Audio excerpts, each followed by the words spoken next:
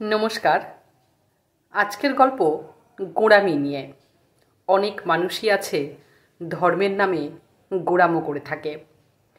নিজের ভাবি সত্য আর সকলের ভাবি মিথ্যা।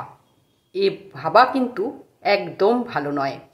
একে বলা হয় গোঁড়ামো।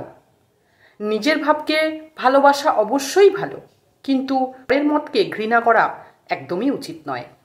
এক ঈশ্বরই কিন্তু বিভিন্ন রূপে দেখা দেয়, তাই সকলকেই ভালোবাসতে হবে।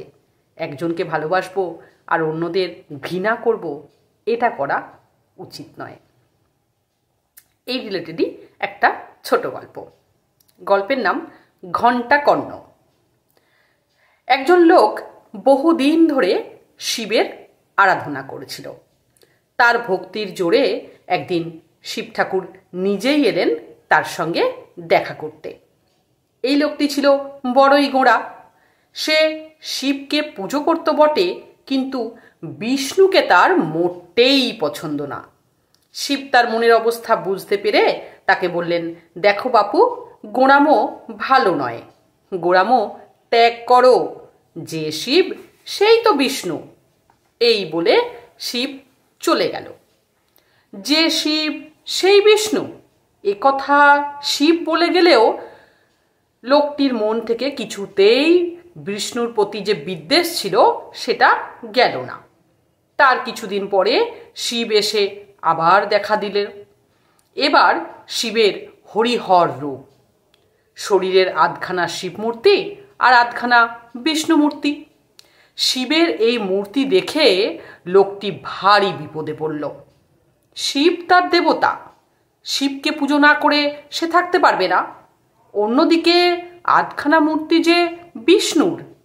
শেষকালে অনেক ভেবে চিনতে তিনি শিবের পাখানা ধুয়ে দিয়ে পুজো শুরু করলো। বিষ্ণুর দিকে ফিরেও চাইল না। খানিকক্ষণ পুজো করার পরে তার মনে হলো ধুনোর গন্ধ তো বিষ্ণুর নাকের ভিতরে যাচ্ছে।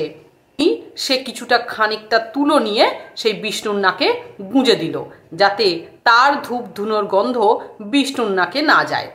শিব এসব দেখে একটু হাসলেন, বিরক্তও হলেন। তিনি বললেন, দেখো বাপু, গোঁড়ামি ছাড়ো, আমার কথা শোনো। দেখতে পাচ্ছ না, যিনি শিব তিনিই বিষ্ণু। বিষ্ণুকে ঘৃণা করলে যে শিবকেই ঘৃণা করা হয়।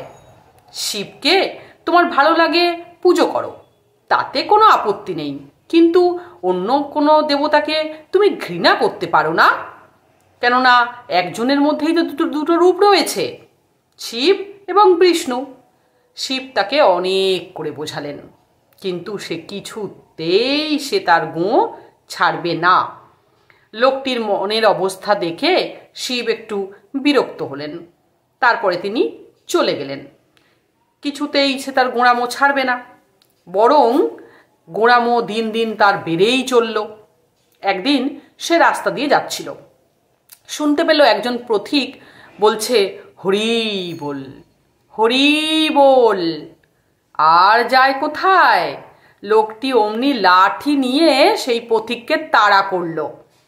ক্রমে ক্রমে সকলেই বুঝতে পারল যে হরিনাম শুনলে এই লোকটি ক্ষেপে ওঠে।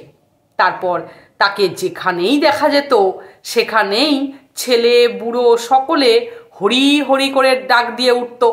আর অমনি কোনো উপায় না পেয়ে সেই লোকটি বিরক্ত হয়ে তাদের পিছন পিছন ছুটত। এক সময় সে বুঝতে পারল এভাবে আর সম্ভব নয়। তখন সে দুই কানে দুটো ঘণ্টা মারল। তাই যখনই কেউ হরিনাম করত সে তখন নিজের মাথাটা জোরে জোরে নাড়াতে শুরু করত, আর ঘণ্টাগুলো বাজত। তখন সেই হরির নাম তার কানে কিছুতেই যেত না। এইভাবে সে ঘণ্টাকর্ণ হয়ে উঠল।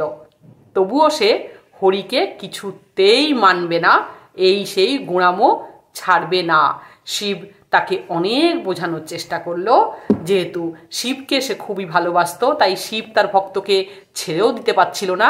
বোঝাবার অনেক চেষ্টা করেছে, কিন্তু এ গোঁড়া ভক্ত কিছুতেই যে বুঝবে না, তাই নিজেই ঘণ্টাকর্ণ হয়ে গেল। শিব বোঝানো ছেড়ে দিল। নমস্কার।